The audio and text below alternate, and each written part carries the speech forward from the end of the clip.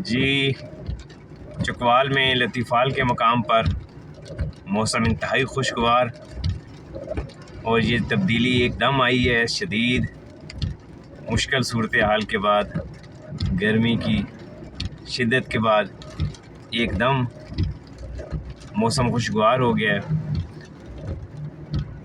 और ये चकवाल में लतीफ़ाल के मकाम पे मोटरवे पे भी बारिश है। उम्मीद है ये तब्दीली आवाम के लिए बेहतरी का और ठंडक का बायस होगी, क्योंकि मौसम में काफ़ी सख्ती थी।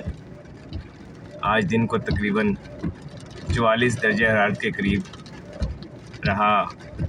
टेम्परेचर काफ़ी शदीद गर्मा गर्मी थी।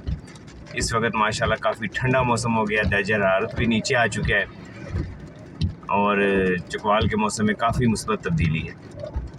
मोटरवे पे शदीद तूफ़ान के बाद बारिश ने मिट्टी का तूफ़ान भी बिठा दिया और काफ़ी अच्छा मौसम हो गया।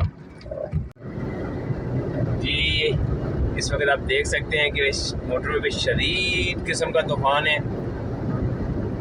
और इस वक्त ये चकवाल से करीब तकरीबन मोटरवे पे, हालांकि अभी पूरे सूरज का टाइम है, 5 बजे हैं, लेकिन तूफ़ान की नोयत आप देख सकते हैं। इंतहाई शदीद तूफ़ान है मोटरवे पे और तकरीबन बिल्कुल मुकम्मल अंधेरा छा गया है।